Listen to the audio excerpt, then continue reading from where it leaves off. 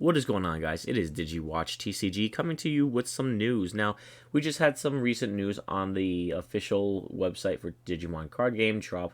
By the way, that is world.digimoncard.com. This information is from there in the events tab. And we do have a little bit of information for Ultimate Cup 2023 in March and April. That's announced out. As far as I could see right now, they look like they're going to probably be focusing on prize cards, focused on the Gallantmon line, everything from Digimon all the way up. That's Digimon, Guilmon, Growlmon, War Growlmon, and Gallantmon Crimson mode, or Gallantmon maybe, from different sets. And we're going to go into it, we're going to talk about it, and where you can get this information, what you need to know. So let's get into it. So as we go down here, we do have some events. Now for North America, it looks like they've been posted in online. Ultimate Cup 1 is hosted by PPG, and the other one is Top Cut. Now I have clicked the link, so we're going to go there first.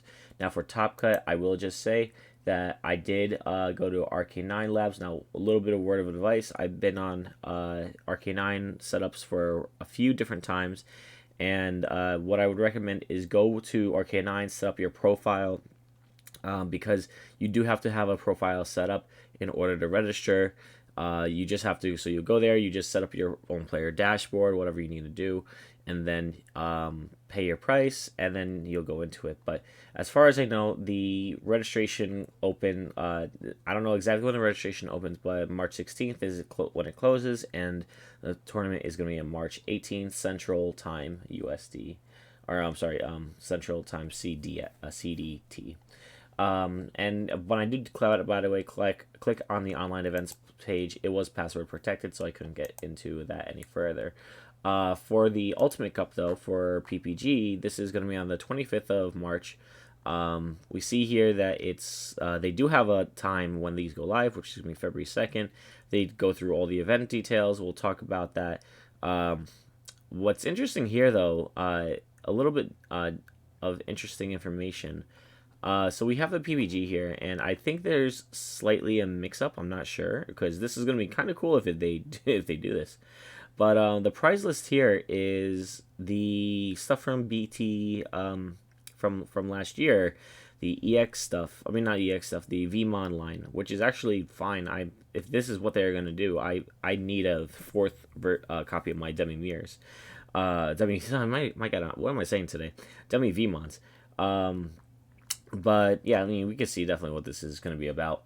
So we have that, and then if we go over here, we're going to go look at the pricing.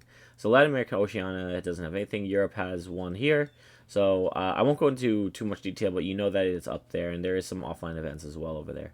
It is singles format, best of 3, 45-minute qualifiers, and no top cut matches for these events. So we have the participation list, and I'm going to go down to show you the imaging anyway. But we have the Digimon, which is the egg promo card, as the participation, plus 2 event packs.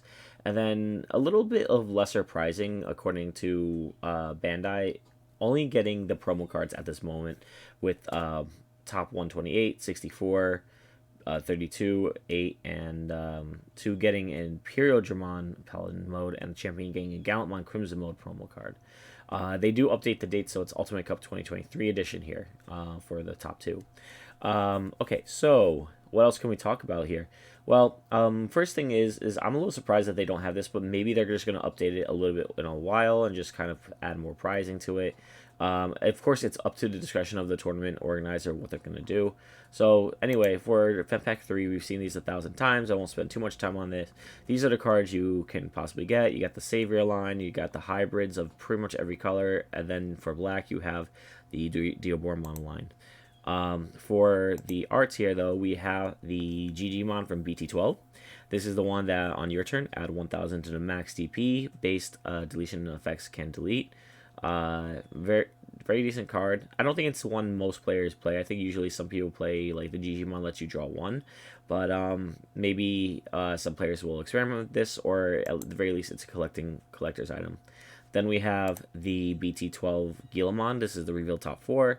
Add all Takatos to your hand, rest go to bottom, and then as inherited, the while this Digimon has Growlmon or Gallantmon's name, it gets 2,000 DP, so it increases the DP stats. Growlmon here is actually from BT12. When digivolving, you don't have a Takato, you can play one from your hand without paying the memory cost, and then it adds another 2000 DP to as an inherited if it has Groundmon or Gallantmon in its name. I will say that even though I'm not a huge fan of the Gallantmon line, the artworks here are great. War Groundmon is delete one of your opponent's Digimon with 4000 DP or less. If no opponent's Digimon was deleted by this effect, you can Digivolve this into a level 6 Gallantmon in your hand for the Digivolution cost. So, kind of like saying if you pass turn, it really doesn't matter. We're going to say go right to the Gallantmon. But if it does delete something for 4000, keep in mind it can increase this to 5000 based on the Digimon effect. And of course, you have the X antibody stuff that came out prior to also help with this here.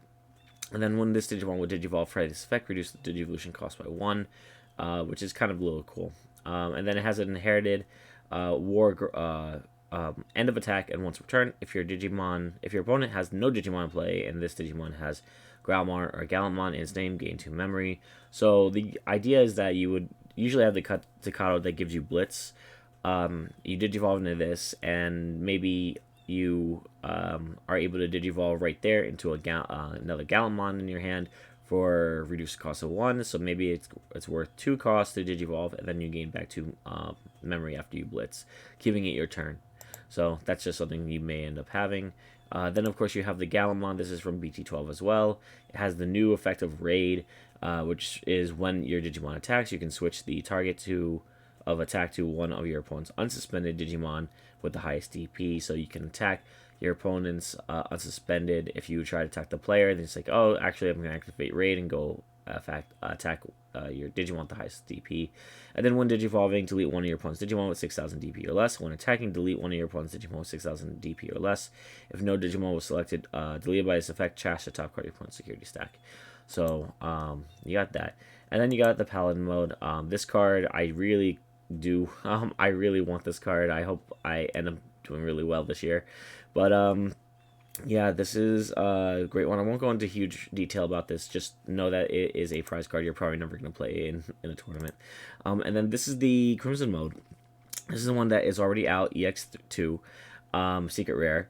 And it looks glorious, personally. If I got this, this would definitely be on my wall of like cards that are number one, and I'm really just excited about this. But let me know what you guys think in the comments section below.